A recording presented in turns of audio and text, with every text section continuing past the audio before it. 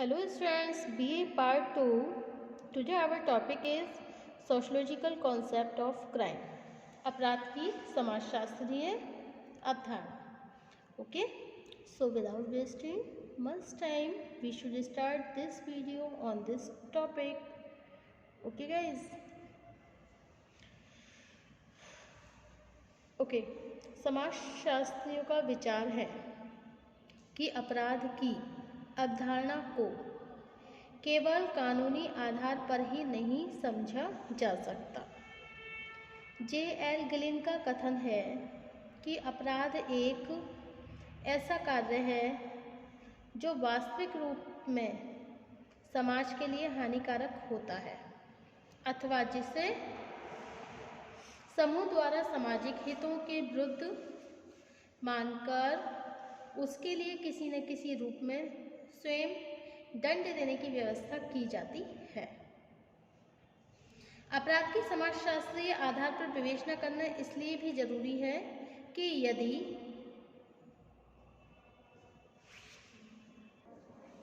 जन भावनाओं तथा सामाजिक मूल्यों पर ध्यान दिए बिना राज्य द्वारा कोई आपराधिक कानून बना दिए जाएं तो उन्हें कठिनता से ही लागू किया जा सकता है.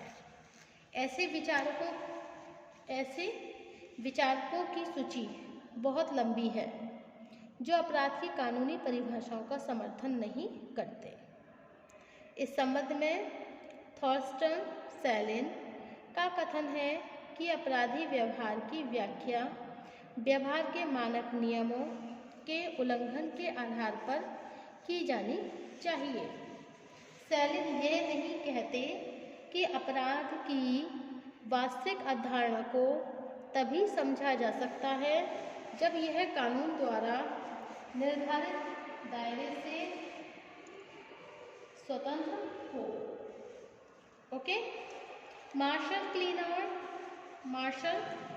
वी क्लीनार्ड ने भी सामाजिक मानदंडों से विचलन की दशा को अपराध माना है. ओके,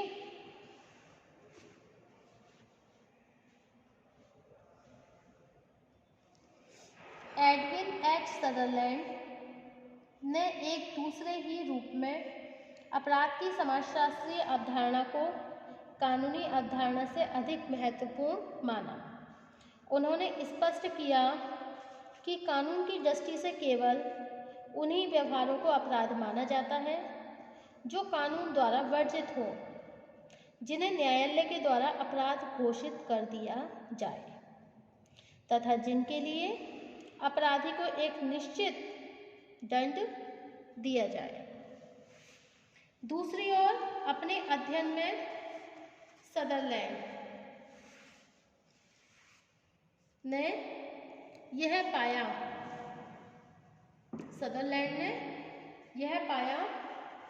कि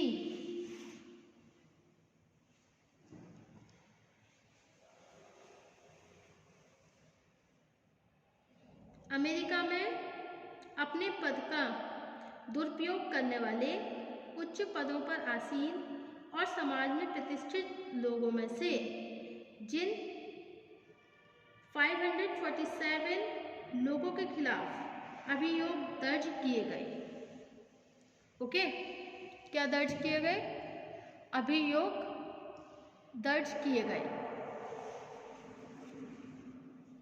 उनमें से न्यायालयों के द्वारा केवल 9% लोगों को ही दंडित किया गया, जबकि दूसरे मामलों का निपटारा न्यायालय के बाहर उन संगठनों द्वारा किया गया जिनका कानून से कोई संबंध नहीं था. इसे स्पष्ट करते हुए सदरलैंड ने क्या श्वेतवसन अपराध एक अपराध है शीर्षक में एक लेख लिखा. इस लेख का उद्देश्य इस बात को स्पष्ट करना था कि यदि अपराध की कानूनी अवधारणा को स्वीकार कर लिया जाए तो अपराध का दायरा बहुत सीमित रह जाएगा. विशेषकर वे व्यक्ति कभी भी अपराधी नहीं माने जा सकेंगे जो अपनी राजनीतिक, प्रशासनिक या आर्थिक शक्ति के कारण अपने अपराध को सरलता से छिपा लेती है. इस दृष्टिकोण से भी अपराध का आधार सामाजिक होना चाहिए, केवल कानूनी नहीं. ओके, नेक्स्ट पॉइंट है हमारा अपराध की समाजशास्त्रीय परिभाषाएं एवं अर्थ, sociological definition and meaning of crimes. Okay, according to B.S. Hekerwal. B.S. Hekerwal, from the social point of view, crime implies such behavior of the individual with the order of human relationship which society regards as primary condition of its existence. B.S. Hekerwal. Doctor Hekerwal ने कहा है, सामाजिक दृष्टिकोण से अपराध का तात्पर्य व्यक्ति के किसी भी ऐसे व्यवहार से है जो मानवीय संबंधों की उस अवस्था में बाधा डालता है जिसे समाज अपने अस्तित्व के लिए आवश्यक समझता है। नेक्स्ट है आपका नेक्स्ट पॉइंट है नेक्स्ट डेफिनेशन है इलियट एंड मेरिल के अनुसार, crime may be defined as anti social behaviour which the group rejects and to which it attach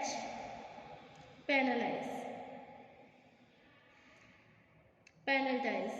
Okay, it's mean that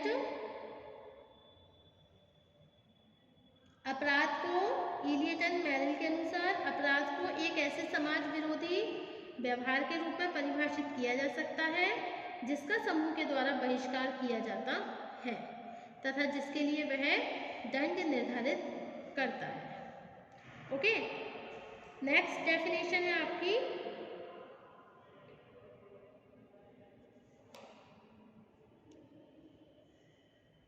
Thomas के अनुसार, थॉमस एंड नैनकी के अनुसार अपराध वह कार्य है जो उस समूह की एकता का विरोधी है जिसे व्यक्ति अपना समझते हैं। इस परिभाषा के द्वारा थॉमस तथा नैनकी ने अपराध की अवधारणा को समूह की मानसिकता के आधार पर स्पष्ट किया है। Crime is an action which is antagonistic to the solidarity of that group which the individual considers as his own. Okay,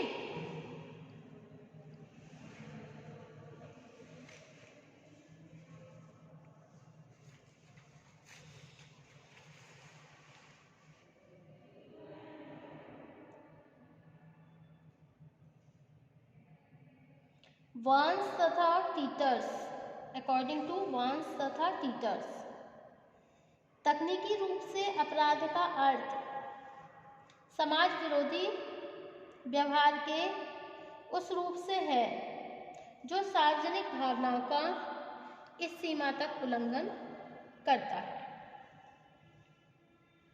कि उसे कानून के द्वारा निषिद्ध कर दिया जाता है, कि उसे कानून के द्वारा निषिद्ध कर दिया जाता है।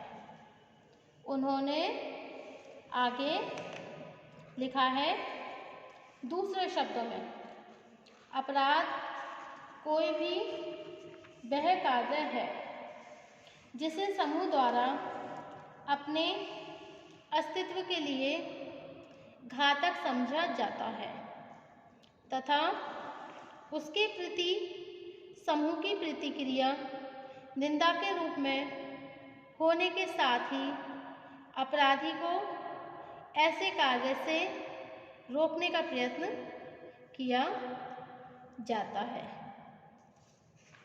Okay,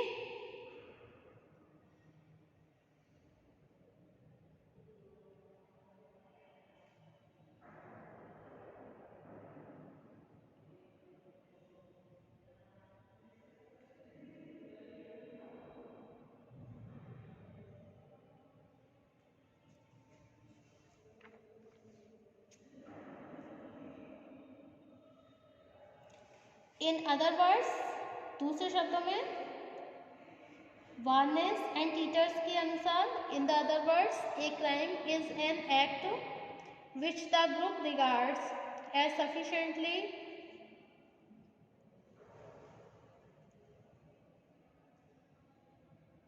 menacing to warrant to receive reaction to condemn and to restrain the offender of such an act. Okay?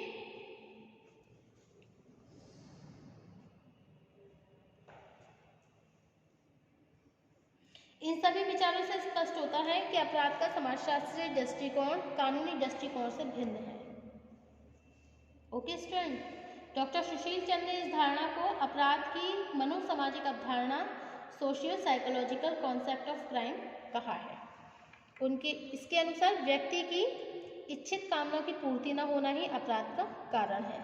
इसलिए सामाजिक दृष्टिकोण से हमारे अध्ययन का केंद्र बिंदु अपराधी होना चाहिए।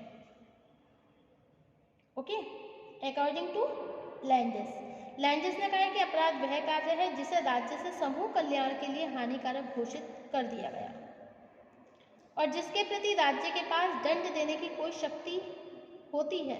राज्य के पास दंड देने की शक्ति होती है। लैंडिस के इस कथन को यह स्पष्ट किया गया है, मतलब लैंडिस के इस कथन से यह स्पष्ट होता है कि किसी अभियोग को अपराध के रूप में प्रमाणित करने का काम कानून का है, जबकि समाज विरोधी कार्यों का निर्धारण सामाजिक आधार पर ही किया जा सकता है। ओके, यही कारण है कि एक ही कार्य किसी समाज में अपराध होता है जबकि दूसरे समाज में उसे एक सामान्य व्यवहार समझा जा सकता है। Okay, thank you for watching my YouTube channel. Thank you so much guys. Next topic होगा हमारा टाइप्स ऑफ क्राइम, अपराध के प्रकार। Thank you.